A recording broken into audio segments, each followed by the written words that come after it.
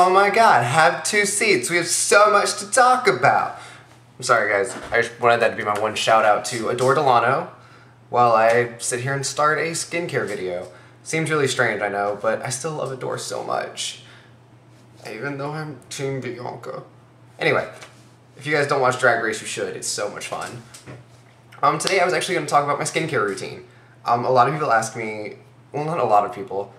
I pretty much tell people all the time, like, someone will come up to me and ask me, they'll be like, oh, you look like you got a little bit of sun, you look like you got a little glow thing going on. And it's usually when I'm barefaced and when I've made sure that I've stuck to my routine for a couple of days. And I am the absolute worst for not sticking to my routine. But I did want to kind of like bring my routine in here with me and talk about it because it does give me great results. And I will also link to other videos and other people in the comments that have taught me how to kind of get there with my routine, because I, honest to goodness, do not know like when I started kind of compiling all the knowledge I have. But we'll start talking about my cleansing first. I kind of switch back and forth between two cleansers, and they are probably wildly different for some people. Sometimes I use Clinique's Take the Day Off Balm. This is a phenomenal makeup removing cleanser. It is kind of like a brick of pomade. It really is, like, I've used a lot of it, if you guys can't tell. Like, I've used a lot. I've been using it for a few months. No, not a few months. I've been using it for the better part of a year now.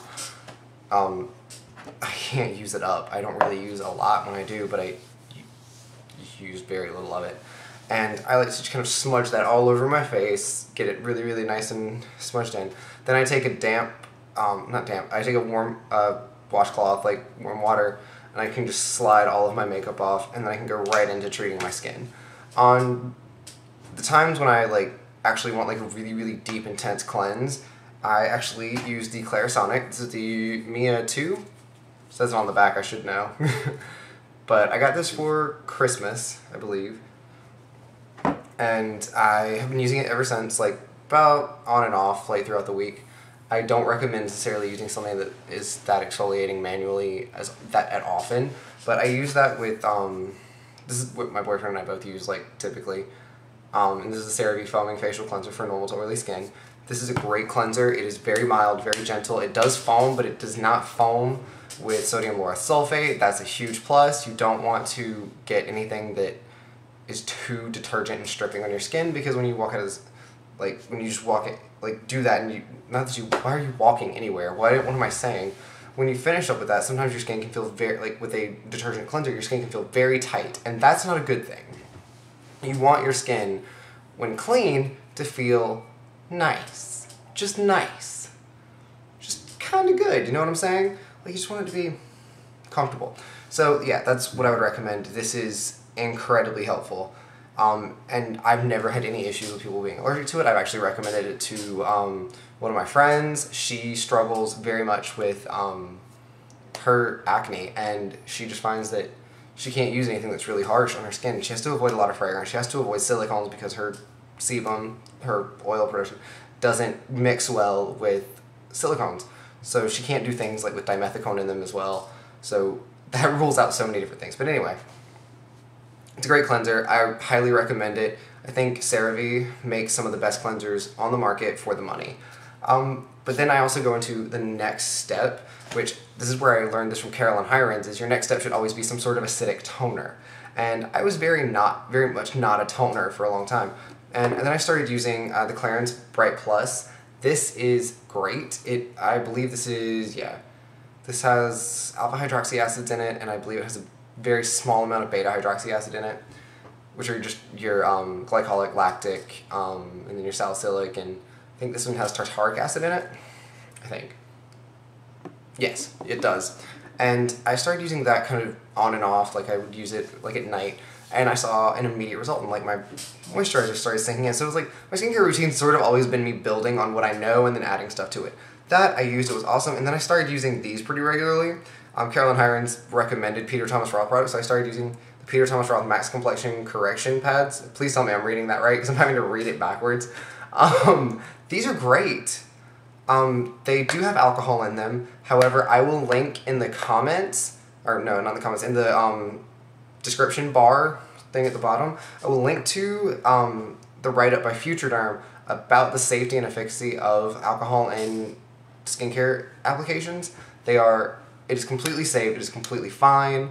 People are freaked out about alcohol for really dumb reasons, and yeah, I think it's Paula's Choice or Paula Begone that's spreading a lot of misinformation about that sort of thing. I mean, yeah, absolutely. There are known issues for the consumption of alcohol, but really and truly applying them topically, I don't see what the issue is. I mean, yes, it can be very drying on the skin. However, when it is paired with a beneficial ingredient, it can increase absorption. It can, it's a very beneficial thing, and I can't actually sum it all up in one go as to why I think it's a good thing. So I'm just going to leave it be, and I will link you guys in the down bar or in the description bar to the information that I have on it that changed my opinion on alcohol and skincare. So, and then, again, in the very Carolyn Hirons way, I do a serum. I don't do a fancy serum. I actually, it's really funny. I picked this up from Trader Joe's. It is a very silicone heavy serum, and it is just a ton of antioxidants. It's their antioxidant facial serum for all skin types. I picked it up at Trader Joe's on a whim because it was like $10 or something. And it was great. It was incredibly, like, it went on like super smooth. My skin feels really nice right after I use it. Yeah, boom, done. And it's a great serum. However, if I could say something about serums, your serums, yeah, should treat your skin condition, and your moisturizer should treat your skin type. I agree 100% with Carolyn Hirons on that as well, because I used to aggressively treat my dehydration with things for dry skin.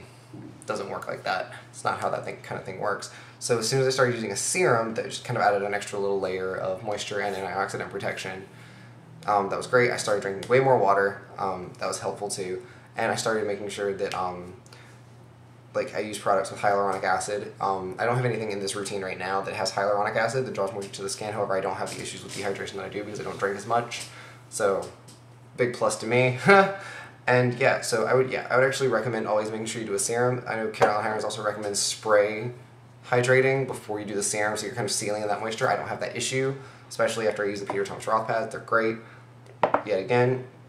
And then after all that, you showered, you have put on your underwear, and you've put together a good outfit for the type of weather you're in. You didn't want to put on your last layer, which are going to be your accessories and your coat. I love that metaphor that Carolyn Hirons used. I used Kate Somerville's Nourish Moisturizer. This is the gigantic, like, 5-ounce size. I got, like, a crazy deal on it one time. I think I combined, like, my Kate Somerville extra rewards points with their friends and family sale. Like, the website does points or something. I don't remember exactly, but, like, I ended up getting this for, like, half the price. And it is fantastic. It is one of the few moisturizers that I recommend to almost everyone. If that one doesn't work for you, you can use goat milk cream from Kate Somerville. I've always stood behind Kate Somerville as a brand that really worked for me. Before I kind of stopped manually exfoliating with scrubs, I still liked exfoliate, but I never really actually scrubbed that in. I usually just applied it and let it sit for a minute and then just rinse it off, and I got really good results with that. So yeah, I can't really say about like the dangers of manual exfoliation, because even when I did use a manual exfoliant, I didn't like scrub it in, but I can say that it does. I remember giving myself one really nasty case of broken capillaries when I used St. Ives scrub. So the danger that people are talking about with that, yeah, they're 100% right. You do not want to be using the St. Ives apricot scrub at all. It is incredibly harsh, and it screwed my skin up.